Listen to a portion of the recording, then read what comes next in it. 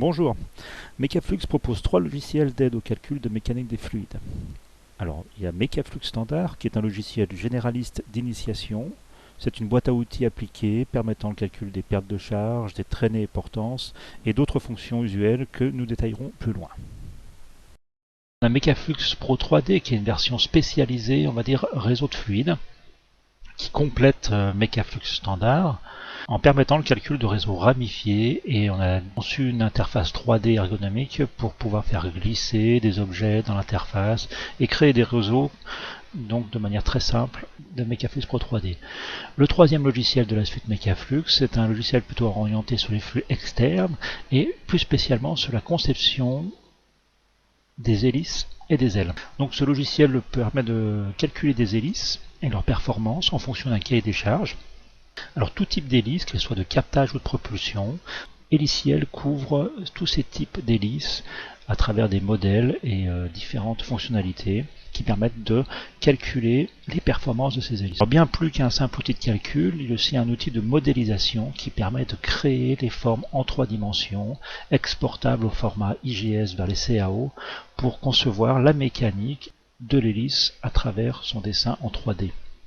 Donc voilà pour Héliciel, dont nous verrons les détails un peu plus loin.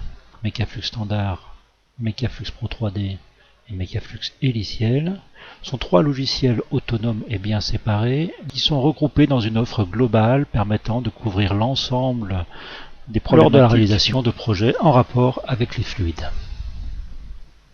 Mekaflux Standard est composé de 4 onglets principaux et d'une série d'outils accessibles via le menu Outils.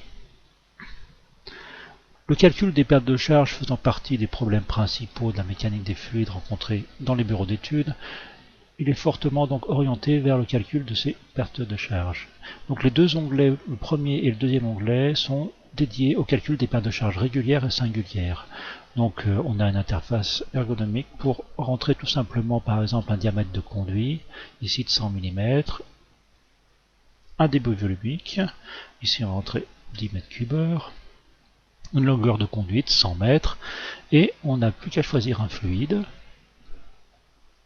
On sélectionne donc dans un éditeur de fluide soit un liquide soit un gaz, donc on peut faire soit des calculs de perte de charge aérolique, soit des calculs de perte de charge hydraulique. Ici on va prendre de l'eau à 20 degrés, on utilise ce fluide, le tableau de viscosité se remplit automatiquement, et la matière de conduite, ici on prend de l'inox, et on n'a plus qu'à lancer le calcul de la perte de charge et une fiche de résultat pour constituer un dossier de notes de calcul, par exemple, est enregistrable et imprimable, et on retrouve une synthèse des résultats dans l'interface de perte de charge, et on a aussi le cumul des résultats de chaque élément calculé qui vient se rajouter dans un inventaire, donc ici, qui constitue des lignes de calcul et qui additionne les pertes de charge afin de créer par exemple un tronçon constitué de plusieurs éléments. Nous allons voir ici par exemple dans l'onglet des pertes de charge singulières, si on désirait rajouter un coude à 90 degrés de 300 mm de rayon de courbure avec un diamètre de 200 mm, c'est bien 200 qu'on a ici. On avait combien?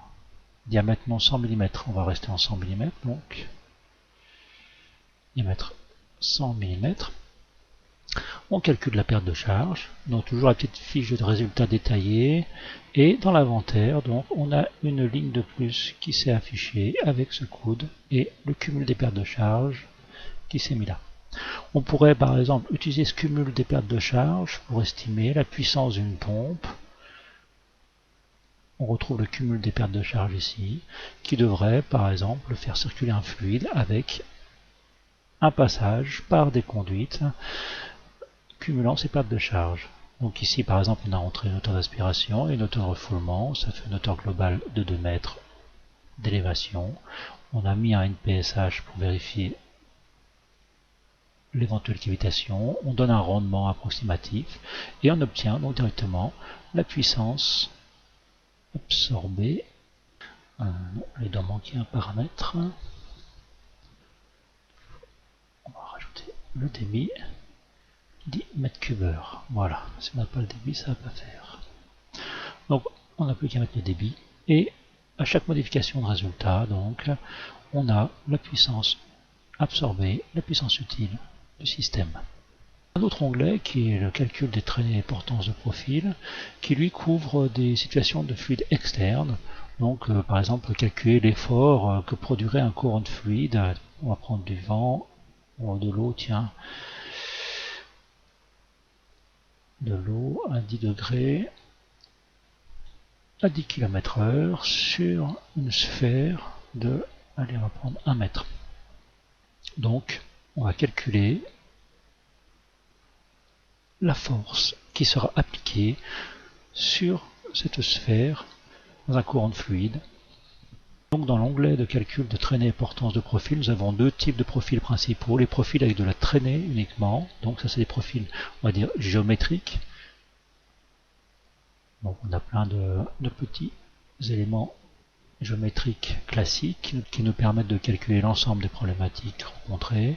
Et aussi calculer la traînée sur des véhicules de type voiture, dans plusieurs formes basiques, en fonction d'un CX. Voilà. Alors, nous pourrions avoir aussi des autres formes, par exemple des parachutes, la force de traîner sur un arbre de 5 mètres de large dans un vent de 100 km/h. Ça nous donne quoi? Ça nous donne 700 kg de poussée sur l'ensemble du feuillage. Donc, on peut estimer la résistance d'un tronc d'arbre. Alors, qu'est-ce qu'on pourrait avoir encore comme profil? Oui, il y a par exemple des formes classiques qui nous donneraient un petit peu la poussée à exercer par les hélices, par exemple ici d'un zeppelin. Voilà, des petites formes comme ça, basiques, où là on étudie uniquement la traînée donc de résistance de l'air ou de l'eau, suivant le fluide choisi ici, et la vitesse choisie ici. Nous avons aussi donc les profils avec traînée et portance, qui sont donc des profils aéro ou hydrodynamiques. Donc ici par exemple des formes, on a une dizaine de formes diverses, qui peuvent nous permettre de sélectionner des profils d'ailes ou de foils, d'hydrofoils, choses comme ça. On a aussi le calcul de traînée portance sur une plaque oblique. Donc là on rentre les largeurs, les longueurs et les incidences, la vitesse du fluide, et on a la traînée et portance. Si ces différents profils ne suffisent pas, on a un éditeur de profils qui nous permet de créer des profils sur mesure. Par exemple ici avec un éditeur NACA, où on va choisir les différentes épaisseurs et cambrures, et on pourra lancer ce calcul de polaire avec Xfoil et utiliser donc le résultat Xfoil pour calculer notre aile dont on dimensionne la longueur et la largeur ici. Alors voilà pour les traînées et portance profil. Et on va voir un petit peu aussi les outils donc, qui sont intégrés à Mechaflux. L'outil classique de la mécanique fluide, c'est l'application Bernoulli. Donc, en fait, cette interface reprend l'équation de Bernoulli et l'équilibre des énergies entre deux points du fluide. Donc on a le premier point ici, le deuxième point ici. En rentrant les paramètres dans le premier point du fluide et les paramètres dans le deuxième point du fluide, et en sélectionnant le résultat que l'on cherche, on va obtenir donc des résultats. Ici, admettons par exemple, un exemple rapide, qu'on a une pression atmosphérique, qu'on a une pression de 200 000 pascal, donc 2 fois la pression atmosphérique. Et qu'en sortie ici, on a une pression de 100 000 pascal, donc la pression atmosphérique, pas de delta d'altitude et une vitesse au départ de 0. Le résultat recherché étant la vitesse à la sortie. Donc ça serait un petit peu la vitesse d'éjection d'un réservoir sous pression avec un delta de pression entre l'intérieur et l'extérieur du réservoir de 100 000 pascal. Donc on met calculer la vitesse et là on a la vitesse qui s'est actualisée ici dans les résultats. Donc on aurait une vitesse de 14 mètres secondes avec ce fluide, donc avec sa masse volumique indiquée ici, en appliquant l'équation de Bernoulli. Donc voilà ce petit outil. On va en voir encore un ou deux. On a des convertisseurs, bon, classiques entre les différentes unités. On a un petit convertisseur de normaux mètres cubes ou de mètres cubes, ou de débit, ou de volume, de normomètres cubes, ou de normomètres cubes heure, suivant les différentes normes. Ça, c'est assez pratique lorsqu'on a des cahiers des charges donnés en débit massif de fluide, alors que dans le calcul des pertes de charge, on utilise toujours des débits volumiques. Les outils à reprendre, donc des convertisseurs encore. On a un outil qui nous permet de choisir rapidement en fonction du cahier des charges de débit. Par exemple, ici pour de l'eau, on va rentrer 100 mètres cubes heure. On choisit une série du commerce de tubes. Allez hop, et on clique sur chercher le diamètre.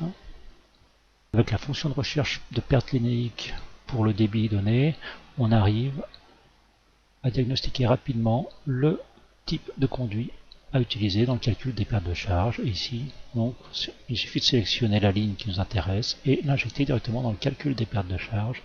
Autre outil, bon, un tube de Venturi. Ça c'est pratique pour suivant la nature d'un fluide, son débit et les sections traversées, on peut calculer la dépression générée, ou bien en fonction d'une dépression générée, déterminer la vitesse qu'il faut dans les parties du tube de Venturi pour générer cette dépression. Encore quelques outils. Bon, vidange de récipient, ça c'est un outil assez pratique quand on veut connaître par exemple les temps de vidange, les vitesses et débits d'un réservoir sous pression ou avec une certaine hauteur de charge. On a aussi un outil qui permet de dimensionner les conduits de fumée en fonction d'une puissance au brûleur et d'un excès d'air. Donc on a les diamètres de conduits qui sont donnés en fonction des hauteurs et des puissances du générateur. Donc on peut utiliser ce type d'application pour calculer les conduits de fumée pour les générateurs fuel, gaz ou avec des excès d'air connus comme des poêles à bois ou des cheminées. Alors ça c'est l'interface vraiment dans sa configuration basique, mais il y a beaucoup de paramètres optionnels qui peuvent être rentrés pour rentrer vraiment dans une étude détaillée avec par exemple la prise en compte du refroidissement du conduit, un cahier des charges donné. Aussi qu'il faut quand même regarder. Donc dans les pertes de charge, on a une chose qui est très utile, c'est l'analyse graphique. L'analyse graphique nous permet d'éditer des graphiques de perte de charge en fonction des plages de débit. Alors voilà. Ici par exemple, pour le réseau qu'on avait constitué tout à l'heure, on pourrait éditer une courbe de perte de charge entre 0 et 100 mètres cubes heure. Donc je lance l'analyse graphique. Dans les pertes de charge élément par élément, suivant l'évolution du débit, nous indique que ces deux conduits rectilignes de 100 mètres génèrent des pertes de charge qui couvrent pratiquement 100% des pertes de charge du système. Ici, une évolution du perte de charge en fonction du débit. Alors, ce graphique met en évidence soit les pertes de charge, soit la puissance consommée en watts, soit même le coût de la perte de charge annuelle suivant les paramètres rentrés dans cette zone-là en termes de coût de fonctionnement, le nombre d'heures par jour et le prix du kilowattheure. Alors cet outil d'analyse graphique possède aussi une extension donc, où on pourrait par exemple sélectionner un réservoir de liquide et on va dire que le système qu'on avait est connecté à un réservoir d'une hauteur de 5 mètres et donc c'est un tuyau de 100 mm donc avec une orifice de 100 mm. On crée la courbe du réservoir et on va tester l'analyse de fonctionnement et on constate qu'on a un débit de 45 mètres cubes heure si on avait un château d'eau de 5 mètres de haut connecté à notre petit tronçon qui est dimensionné ici. Pour avoir une analyse plus complète et un graphique plus complet, si on voulait par exemple éditer un dossier avec des graphiques qu'on présenterait. Voilà donc pour cet outil de calcul de points de fonctionnement de pompe à travers l'inventaire des pertes de charge. Ces inventaires sont enregistrables, éditables au format Excel. Voilà donc pour cette présentation rapide de Mekaflux standard. On va passer à Mekaflux Pro 3D. Alors Mekaflux Pro 3D est un logiciel donc spécialisé dans la conception des réseaux. Nous allons ouvrir son interface et regarder ça de plus près. Comme son nom l'indique, Mekaflux Pro 3D possède une interface 3D qui nous permet de créer des réseaux de manière plus ergonomique et plus complexe que Mekaflux standard. Ici, on va ouvrir un réseau qu'on a préalablement enregistré pour donner un rapide aperçu des possibilités. Voilà. Ici, un petit réseau de fluides, donc on a de l'eau circulante. La partie principale au centre qui est la modélisation du réseau en 3D. On peut sélectionner les différents objets. On a une petite grille qui se repositionne sur chaque objet permettant de modifier le système. Alors on a toute une série de possibilités, donc on peut ajuster. Voilà, ici on va par exemple remettre ce conduit dans cette direction-là.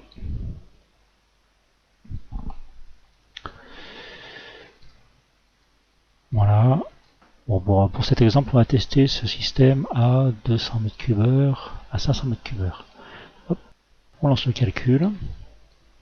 Donc les résultats sont donnés en termes de perte de charge et de débit pour chaque élément. Donc nous voyons qu'ici nous avons un système qui est ramifié. Donc le générateur de pression est ici. On a des pertes de charge dans les conduites. On a une ramification ici. On a aussi des réductions de diamètre, etc. Et des bifurcations ici. Voilà. On va voir immédiatement les deltas de pression et les pertes de charge dans le système grâce à un code couleur. On peut lancer un test de trajectoire de particules. Alors on va lancer le test.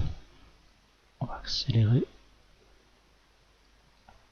Et donc on voit l'évolution des particules dans le système. Donc on peut recentrer sur les particules souhaitées. Et on a une représentation sous forme d'arborescence de notre réseau. On va arrêter ce test. On va voir comme il est simple de modifier ce réseau. Là, on va décider de continuer après l'élément. Hop. Donc on a un conduit qui se pose. Il suffit de cliquer sur la touche entrée pour le valider. Et on sélectionne des points sur la grille pour continuer notre réseau. Voilà, on ne va pas faire ici un didacticiel de Mekaflux Pro 3D. L'objectif étant juste de montrer ses capacités et son ergonomie. Donc on a une bibliothèque avec des éléments que l'on stocke, que l'on fabrique et que l'on a juste à glisser dans le système pour pouvoir les incorporer. On va relancer le calcul de ce petit système à 500 m3. On va recolorer le système et on va lancer le test de trajectoire. Voilà, de notre système. Donc on a une ergonomie augmentée du fait de l'interface 3D et on visualise clairement notre système et les différents éléments du réseau. Il y a des outils d'édition, par exemple de graphes piézométriques. On peut nommer les éléments du réseau, éditer des plans, etc.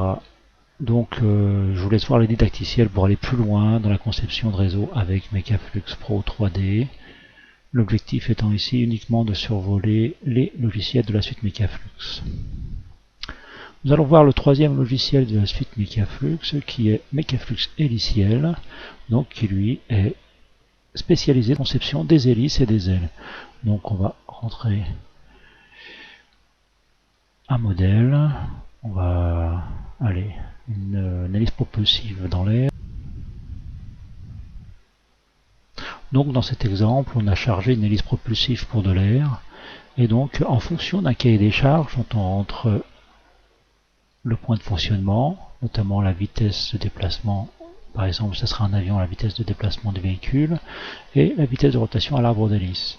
On peut modifier la géométrie de l'hélice, on peut optimiser en modifiant le nombre de pales, chercher des performances et faire le point de fonctionnement en éditant des graphiques. Et donc, nous voyons ici notre hélice modélisée en 3D. Donc on peut visualiser des particules traversant l'hélice. En sélectionnant dans le schéma 3D, on a plein de fonctions qui nous permettent de choisir, sélectionner, modifier les profils, forcer leur incidence, etc. Bon, plein de fonctions dans ce logiciel, bien sûr. Un des apports conséquents de Heliciel, c'est qu'il permet de générer le profil 3D de la pale au format IGS et l'exporter donc vers des CAO afin de construire la mécanique autour d'un moyeu et générer des hélices. Heliciel utilise la méthode des éléments de pale, c'est la méthode qui permet d'optimiser les incidences et les calages de pale en fonction du calcul des vitesses induites. C'est-à-dire que le logiciel, bien sûr, prend en compte le phénomène d'aspiration et de mise en rotation du flux généré par l'hélice elle-même. Donc les angles d'incidence qui génèrent le vrillage de pale prennent en compte donc tous ces éléments-là. C'est pas simplement, bien sûr, un effet de la rotation et de l'avance du fluide qui génère le vrillage. C'est bien aussi l'induction tangentielle et axiale qui est prise en compte d'après la méthode des Blade Element Momentum, la BEM dit en anglais, qui permet donc de calculer la géométrie optimum pour une hélice. Alors les hélices sont soit de captage, donc de type hydrolienne ou éolienne. Donc ici on va rentrer un modèle par exemple d'hélice hydrolienne. Hélice de captage, donc on va modifier le point de fonctionnement. On va accélérer le fluide, on va le passer à 4 mètres secondes. Et puis on va aussi diminuer le nombre de pales, parce que cette pale, ça laisse pas beaucoup d'espace de passage pour le fluide, et on va lui donner 3 pales. Et on va reconstruire l'hélice et demander au logiciel de calculer le vrillage optimum pour ce point de fonctionnement et ce nombre de pales. Donc ici nous avons une hydrolienne destinée à capter l'énergie d'un courant de fluide, ici de l'eau. Donc on a les rendements. Ici on n'a pas une très bonne hélice. Il faudrait lancer une analyse d'optimisation. Donc on va rechercher la vitesse de rotation optimum pour cette hélice 3 pales dans ce courant de fluide. On lance la recherche automatique. Et donc le logiciel va lancer une série de tests jusqu'à atteindre la performance optimum de cette hélice dans ce courant de fluide avec cette géométrie-là. Donc on voit qu'il est aisé d'optimiser une hélice avec Heliciel. Donc ici c'est une hélice de captage, on voit bien la limite de Betz qui ne sera jamais atteinte. À 350 tours minute environ donne des performances optimum. On va reconstruire le modèle 3D.